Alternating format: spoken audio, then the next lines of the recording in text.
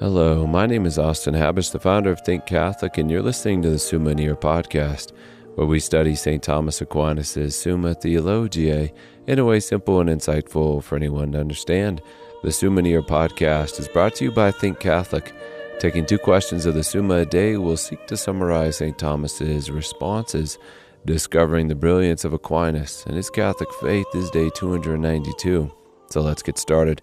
We're covering today questions 69 and 70 of the supplement to the Summa, that is, of matters concerning the resurrection, and first of all, the place where souls are after death, and of the quality of the soul after leaving the body, and of the punishment inflicted on it by material fire.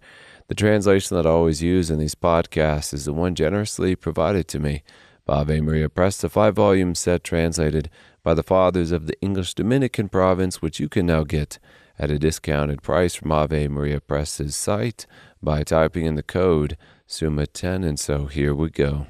Article 1, whether places are appointed to receive souls after death. Place is, of course, notoriously difficult to pin down when we're talking about entities which do not of themselves take up space, such as angels or disembodied spirits. Thus, St. Thomas begins by telling us that since it is fitting that the material world be governed by the immaterial world, the angels can be said to be in the place they are acting, which we said back in Volume 1. And of course, we in this life are in the place where matter is being informed by our immaterial soul, where our bodies are.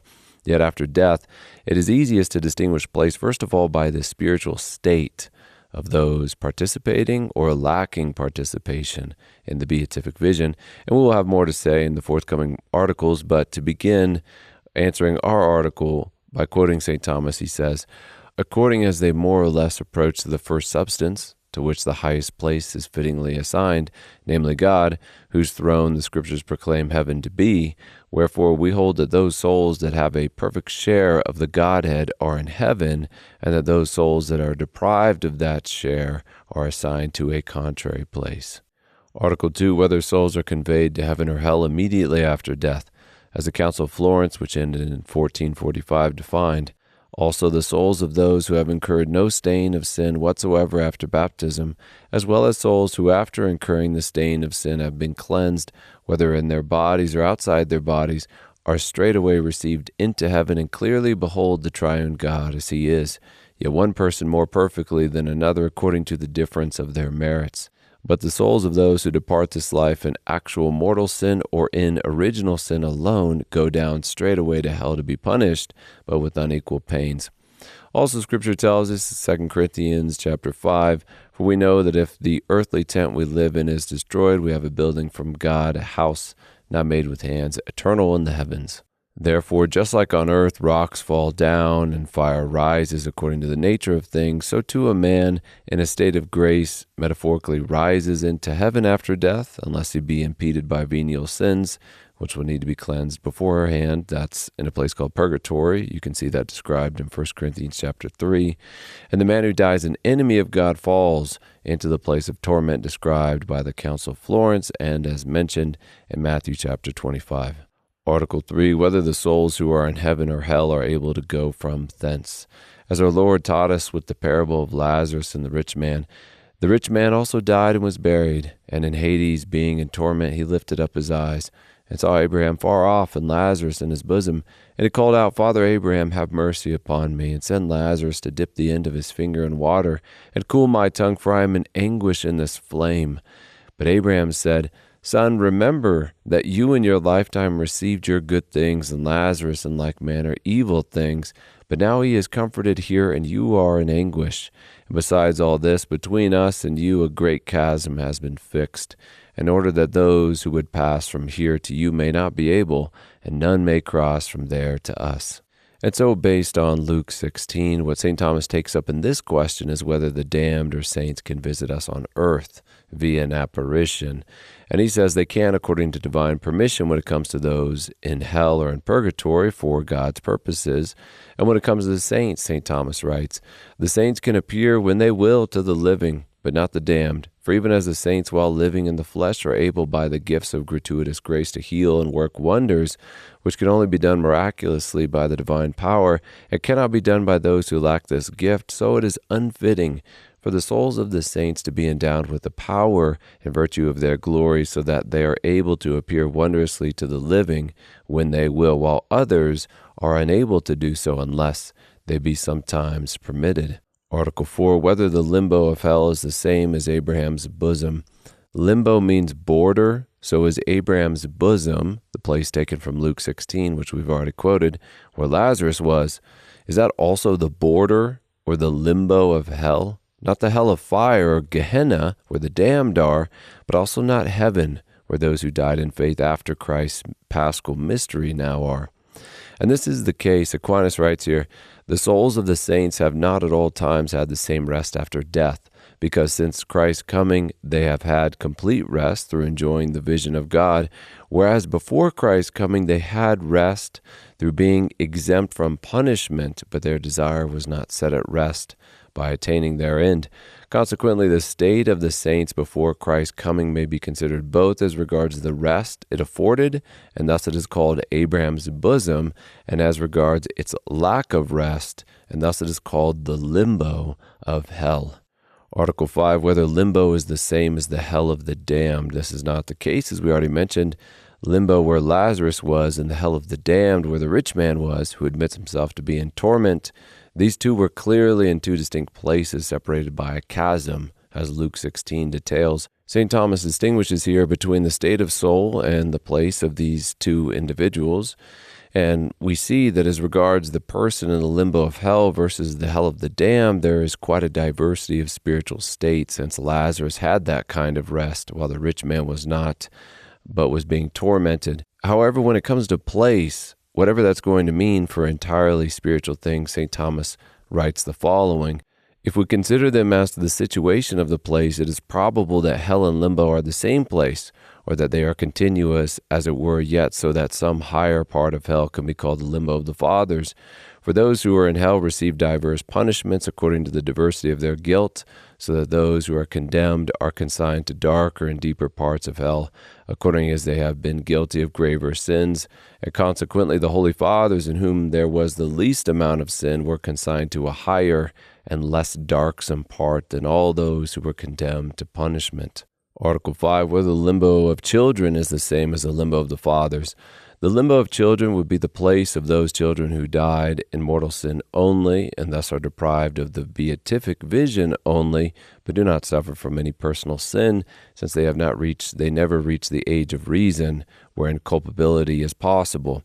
And we will have two whole questions devoted to this topic at the very end of this podcast. I want to quote St. Thomas at length here, though, because this topic is normally of particular interest to many Catholics. Even as temporal punishment in purgatory and eternal punishment in hell are due to actual sin, so temporal punishment in the limbo of the fathers and eternal punishment in the limbo of the children were due to original sin.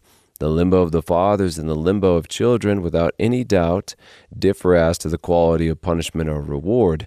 For children have no hope of the blessed life, as the fathers in limbo had, in whom, moreover, shone forth the light of faith and grace.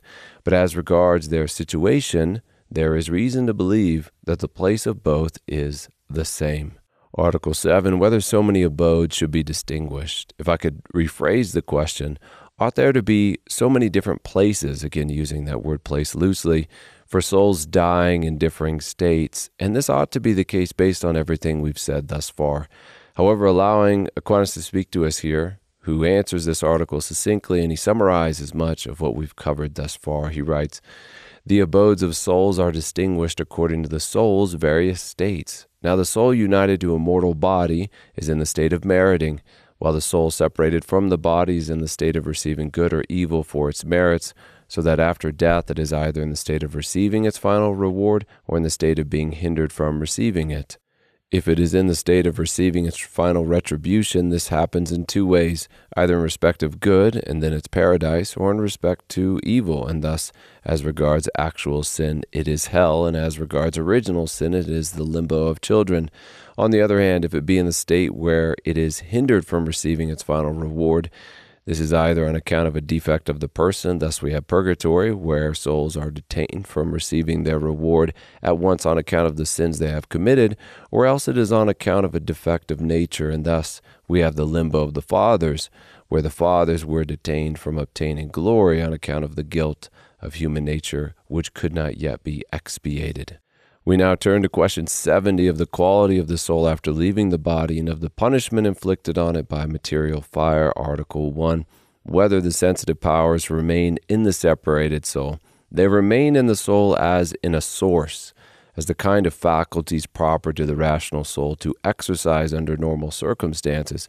But the powers themselves do not actually remain, because according to St. Thomas, since the soul is the form of the body, the sensitive powers of the soul are in, or essentially bound up with the parts of the body they correspond to in such a way that a man without eyes does not have the sensitive power of sight actually, but only radically, like radix in the Latin. Root is the word Aquinas uses here.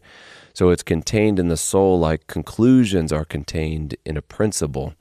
To quote our author here, hence others say that the sensitive and other like powers do not remain in the separated soul except in a restricted sense, namely radically, in the same way as a result is in its principle, because there remains in the separated soul the ability to produce these powers if it should be reunited to the body, nor is it necessary for this ability to be anything in addition to the essence of the soul.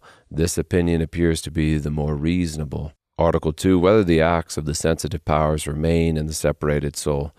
And the answer to this question is pretty apparent on account of what we have said in the last article. To quote St. Thomas, he tells us, that which is common to soul and body cannot remain in the separated soul. Now all the operations of the sensitive powers are common to the soul and body, and this is evident from the fact that no sensitive power exercises an act except through a bodily organ. Therefore, the separated soul will be deprived of the acts of the sensitive powers, and the soul does not move itself, and that it is nowise moved in respect of such operations as seeing, feeling, and the like, but that such operations are movements of the composite only. We must therefore conclude that the acts of the sensitive powers no ways remain in the separated soul, except perhaps as in their remote origin. Article 3, our last article, whether the separated soul can suffer from a bodily fire.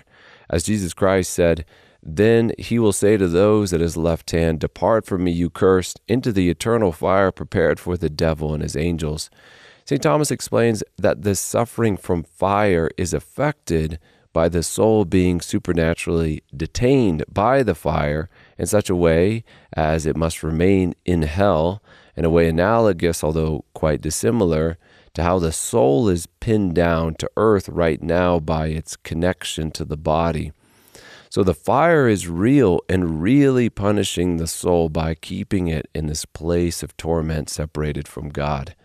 To quote St. Thomas on this point, bringing our episode to a close, he writes, in order to understand perfectly how the soul suffers from a corporeal fire, so as to say that the fire of its nature is able to have an incorporeal spirit united to it, as a thing placed is united to a place, that as the instrument of divine justice, it is enabled to detain it, enchained as it were, and in this respect this fire is really hurtful to the spirit, and thus the soul, seeing the fire as something hurtful to it, is tormented by the fire.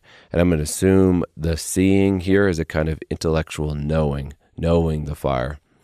We have just finished covering questions 69 and 70 of the supplement to the Summa, that is, of matters concerning the resurrection, and first of the place where souls are after death, and of the quality of the soul after leaving the body, and of the punishment inflicted on it by material fire. My name is Austin Habish with Think Catholic, and I cannot wait to see you tomorrow.